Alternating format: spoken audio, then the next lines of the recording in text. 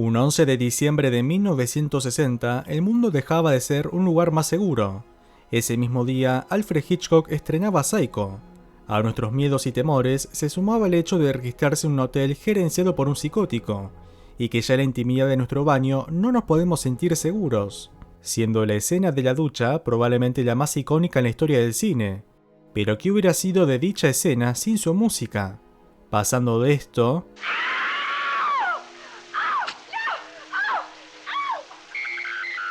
a esto.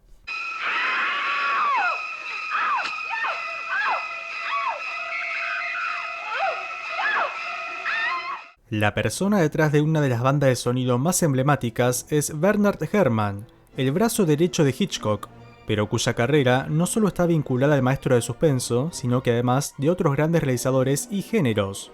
Una trayectoria de más de 4 décadas marcando un antes y un después en la composición, donde la música dejó de ser un acompañamiento para tomar su propio protagonismo. Esta es la historia de Bernard Herrmann, el sonido del suspenso.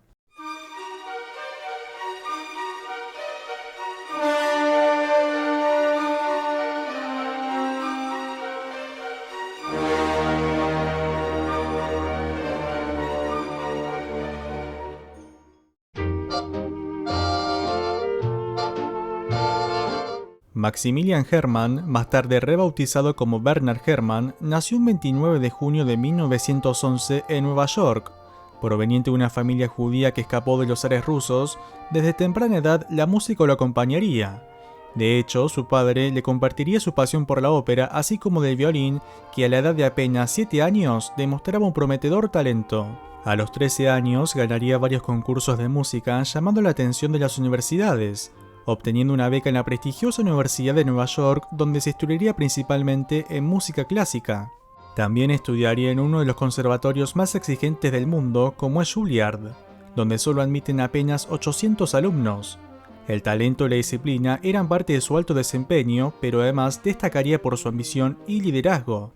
Tras terminar los estudios, en 1934 ingresaría como conductor de orquesta en la CBS, para 2 años más tarde ascender como director musical de la radio más escuchada de Estados Unidos. Sería en dicho lugar donde conocería a un, para ese entonces, dramaturgo y presentador radial, Orson Welles, quien era una novedad de Broadway con su compañía de teatro Mercury. Herrmann le pondría ambientación a uno de los eventos más importantes en la historia de los medios, aquel 30 de octubre de 1938, cuando Orson Welles representó La Guerra de los Mundos.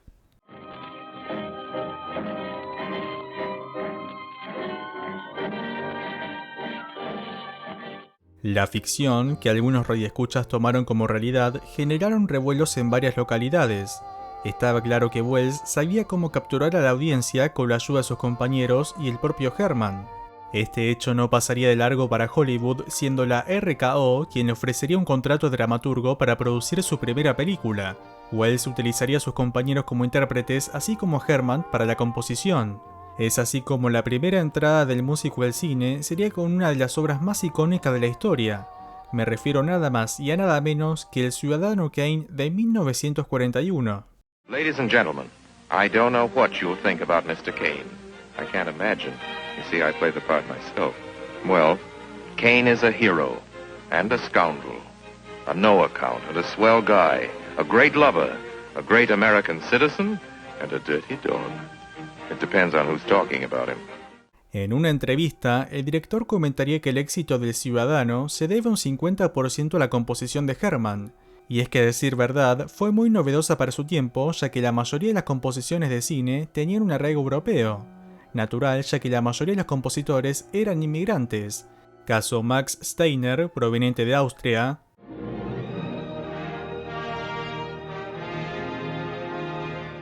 y Miklos Rozsa, nacido en Hungría.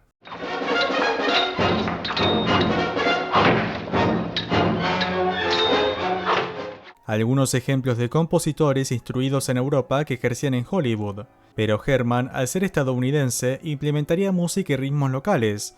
Un ejemplo de esto es la recordada escena de la fiesta.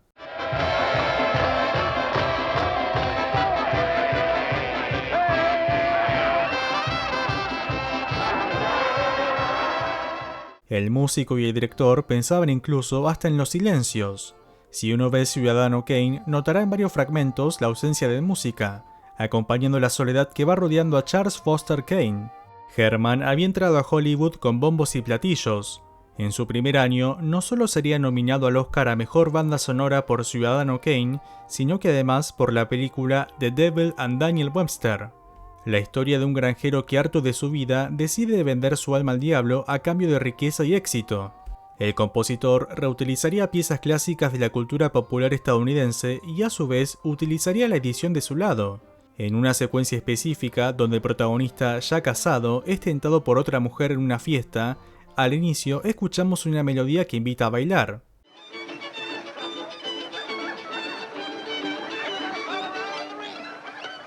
Pero a medida que el deseo va increyendo, así lo hace la música, siendo el propio diablo tocando el violín, manipulando aquella alma que tiene en su poder.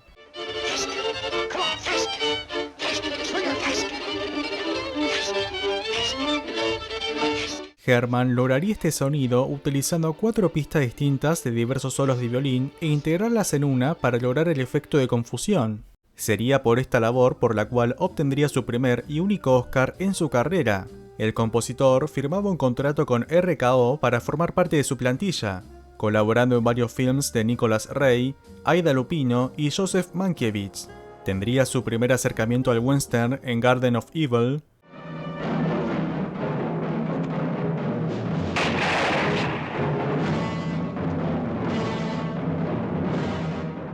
y del género histórico con The Egyptian, dirigida por Michael Curtiz.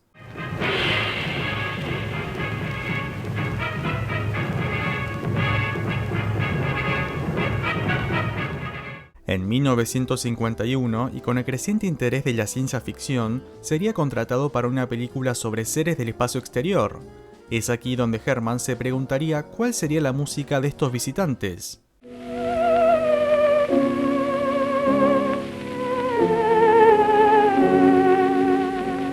El Theremin es el primer dispositivo virtual del mundo, un instrumento que no se toca pero logra un particular y espeluznante sonido. Creado por el ingeniero eléctrico Leon Theremin en 1917, lograría reconocimiento durante sus giras por Europa y Estados Unidos, pero al tener un sonido tan particular no se integraría al resto de instrumentos, quedando olvidado. Sería Bernard Herrmann quien lo utilizaría en busca de aquel sonido no humano en el clásico El día que paralizaron la Tierra.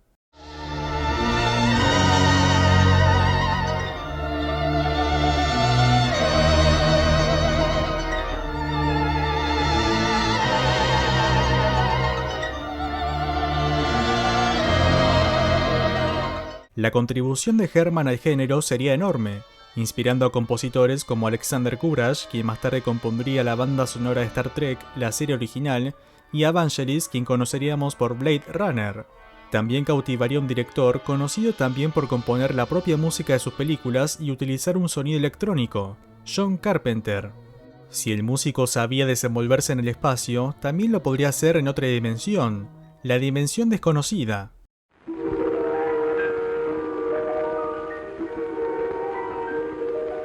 Al igual que el crepúsculo que existe entre la luz y la sombra, hay en la mente una zona desconocida en la cual todo es posible. Podría llamársele la dimensión de la imaginación.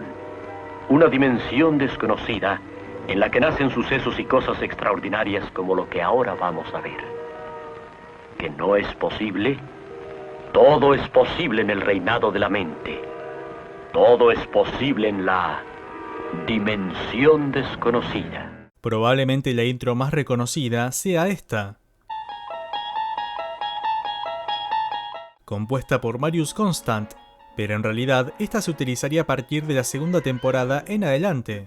Herrmann compondría la primera intro con un tono más de ambiente, como si cruzáramos un umbral hacia lo desconocido. También participaría en la composición de varios episodios icónicos.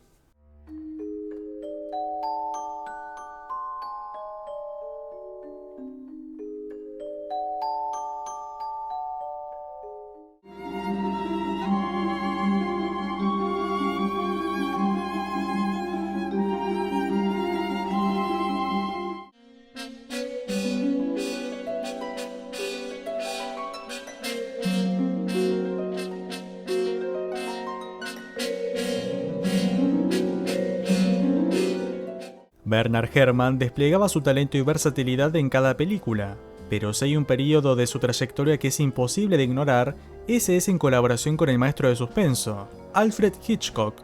Para mediados del 50, el director venía probando varios compositores como Dmitri Tiomkin, responsable de Extraños en un tren, Franz Waxman en La ventana indiscreta y Lynn Murray en Atrapa a un ladrón. Grandes músicos, pero que no convencían a Hitch. En uno de esos intentos surge el nombre de Bernard Herrmann, y la película que daría inicio a esta relación de 7 films icónicos sería The Trouble with Harry de 1955.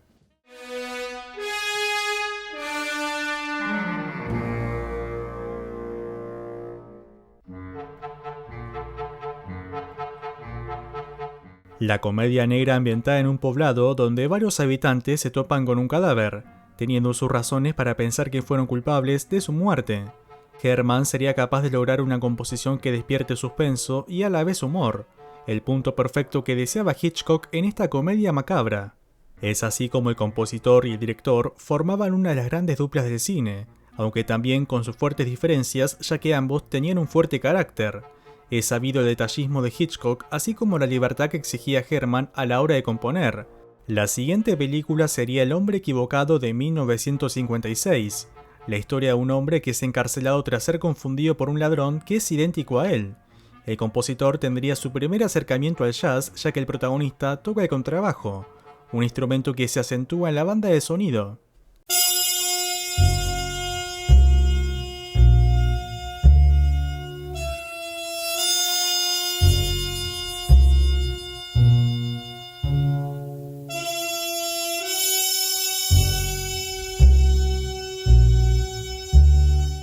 ...1956 también será el año de El hombre que sabía demasiado, donde Herrmann no solo compone, sino que también actúa como el compositor en la escena del clímax, donde la vida o la muerte de una persona depende de una nota en específico.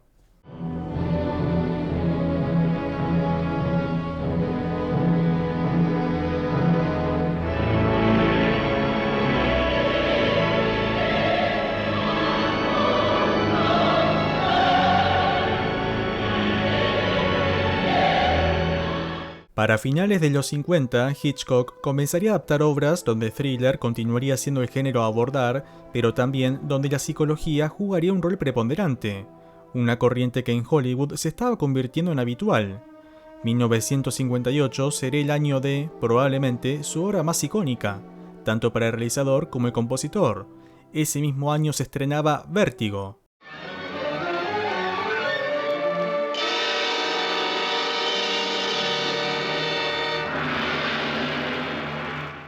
Las bandas de sonido ya se habían encargado de transmitir la acción e incluso las emociones humanas, pero ¿qué sería de la psiquis de sus protagonistas? Sobre todo en una historia donde este tiene un trauma con las alturas y en consecuencia vértigo, además de una obsesión con la persona que está investigando, que presuntamente está muerta. Herrmann trazaría una diferencia entre el vértigo y la obsesión, siendo la línea divisoria el vibrato. El vibrato es la ondulación del sonido que se produce al presionar la cuerda para lograr una mayor vibración y extensión del mismo. En las bandas de sonido se utiliza para acentuar las escenas de romance alargando la armonía. El compositor utilizaría el vibrato para el personaje de Madeline, significando la obsesión del protagonista y a medida que avance el film, la atracción.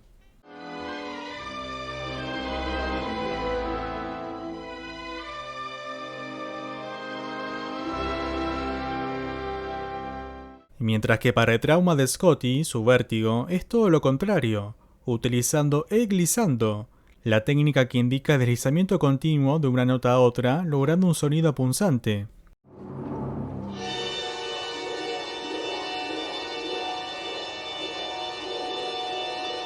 Tan representativa fue la composición que durante 20 minutos seguidos de película, cuando Scotty sigue a Madeline, durante ese tiempo no hay diálogos, solo música. Herrmann trasladaba aspectos que solo se encontraban en grandes maestros como Tchaikovsky, Mozart y Prokofiev al mundo del cine, agregándole consigo su propia impronta. 1959 será el año de intriga internacional, donde pareciera imposible no escuchar su banda de sonido y sentirse perseguido.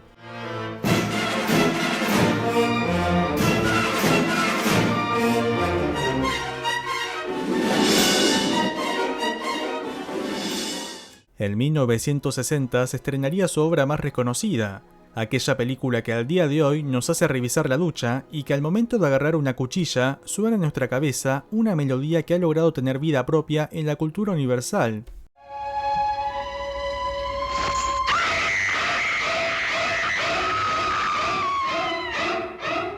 No importa la edad que tengas, incluso si viste o no la película, es inevitable que desconozcas esta melodía. Desde los créditos, Hitchcock utiliza el tema principal, pero también haría uso de esta carta en momentos claves del film. Cuando Marion toma el dinero y se cruza al jefe, quien le había permitido salir del trabajo antes por sentirse mal,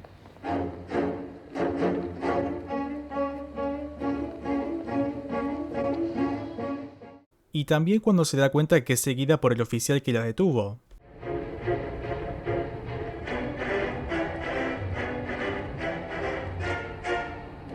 Cabe destacar que Psycho fue un ejercicio de realizador que buscaba medirse ante un presupuesto menor y filmar con un equipo de televisión. Solo a nivel musical, Hitch buscaba mantener el presupuesto de siempre, pero Herman le aconsejaría minimizar costos y que fácilmente podría desenvolverse con una orquesta integrada de cuerdas. Así como la banda de sonido aumentaba la tensión entre los espectadores, también lograba acompañar e intrigar mediante las melodías entre comillas suaves, donde Herman utiliza la técnica del ostinato, que refila las notas musicales que se repiten.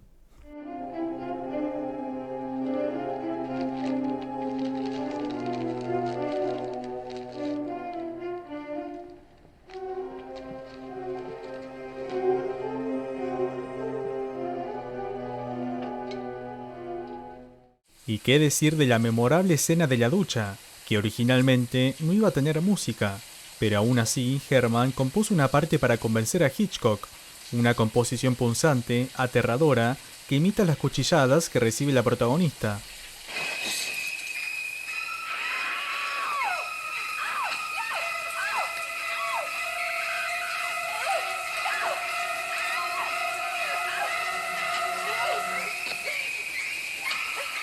Pero que también significando los últimos latidos del corazón hasta su muerte.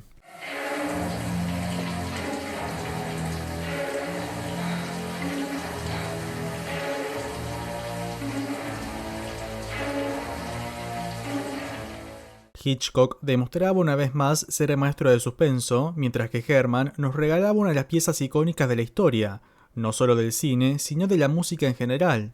Aún así, para la década de 60, las bandas de sonido irían cambiando. La música pop y rock se estaban instaurando y los estudios le pedían a sus compositores soundtracks que a su vez puedan venderse por separado. Un ejemplo de este éxito era el enorme compositor Henry Mancini, responsable de componer la banda de sonido de La Pantera Rosa.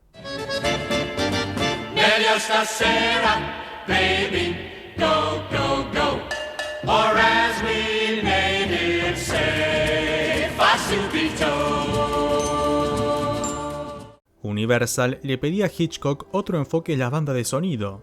Este le hacía llegar la directiva al compositor, que mantenía su postura de componer libremente, sumando la tensión que estos dos personajes tenían, que a pesar de los grandes éxitos, la comunicación entre ambos se volvía cada vez más áspera. 1962 sería el año de Los pájaros, donde el director no utilizaría música convencional sino que efectos de audio, mientras que Herman figuraría como asesor de sonido. La dupla llegaría a su fin en 1964 con Marnie, la ladrona. El director pensaba que Herman se repetía película a película, y no solo eso, en paralelo el compositor colaboraba en otra película, Joy in the Morning, donde si escuchamos atentamente son muy similares.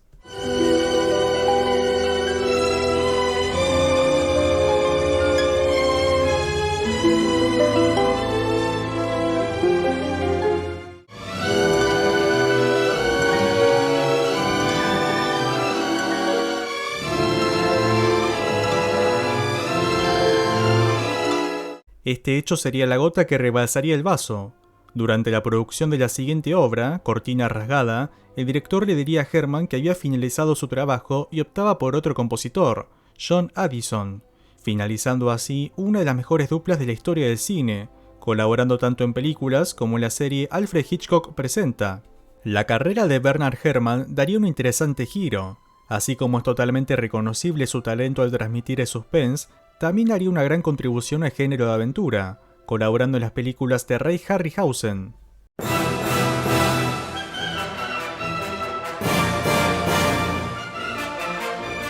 El compositor se inspiraría en ritmos árabes y orientales para transmitir el exotismo y descubrimiento, como es en el caso de Los 7 viajes de Sinbad.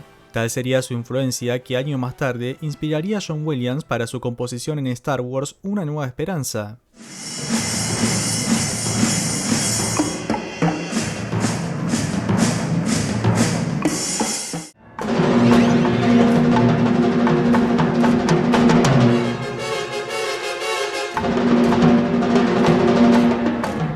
Continuaría en películas de Harryhausen como Jason y los Argonautas,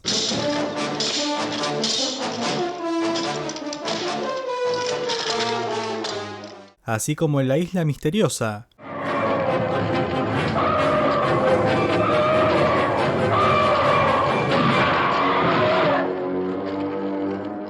Para mediados de los 60, Herman volvería a la televisión siendo responsable de varias intros de series icónicas.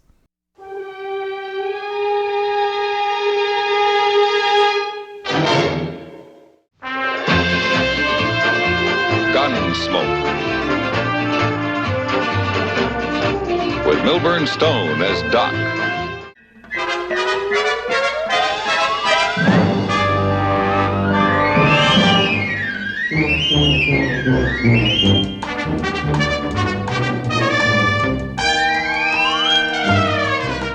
Una nueva generación de realizadores emergía, deseosos de trabajar junto a un exponente de las bandas de sonido.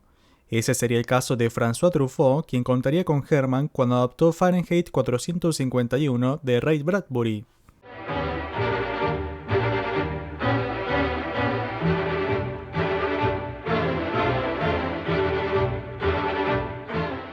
Brian De Palma, cuya carrera está directamente influenciada a la obra de Hitchcock, no perdería la chance de trabajar con el compositor en películas como Obsesión,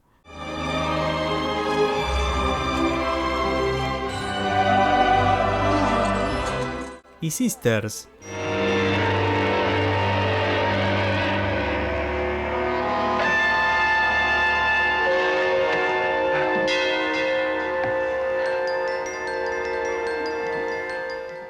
En 1975, Martin Scorsese pensaría en Herman y solo en Herman para transmitir la parte oscura de Nueva York. El director le enviaría el guión sabiendo que no aceptaba sugerencias, dando un salto de fe hacia la composición que le devolvería este.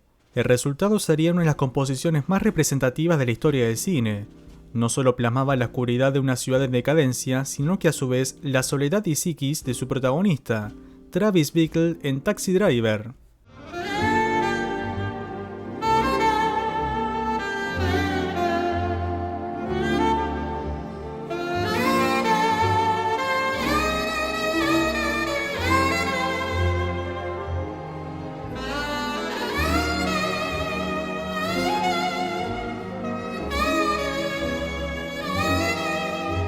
A pesar de que el músico no era muy afín al jazz, entendió que era el género más representativo de la ciudad, así como de sus protagonistas. Al igual que en Psycho, haría uso de repetir el tema principal, pero esta vez mediante distintos tonos.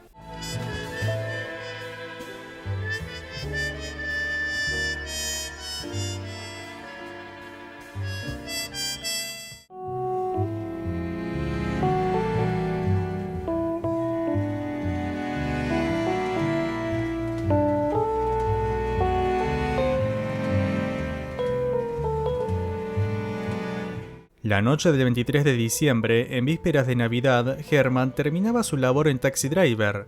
Se dirigió a su hotel y se acostó para nunca volver a despertar, falleciendo a los 64 años a causa de un infarto. La película está dedicada a su memoria. Fuera del cine, se casaría 3 veces y tendría 2 hijas. Sería recordado por su amor hacia los animales, así como su fuerte carácter y hacer muy pocos amigos en la industria, siendo uno de los reconocidos otro colega como Elmer Bernstein. Otros de sus trabajos reconocidos son El fantasma de la señora Muir de 1947,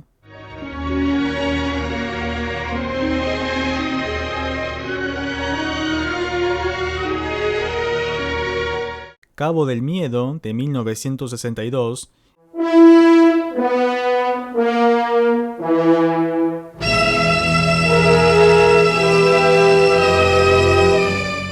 y Twisted Nerve de 1968.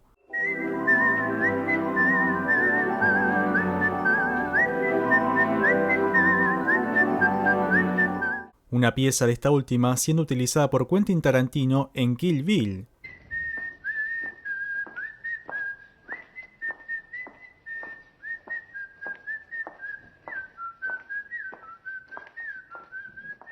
Y Stuart Gordon utilizaría parte del tema de Psycho en su ópera prima Reanimator.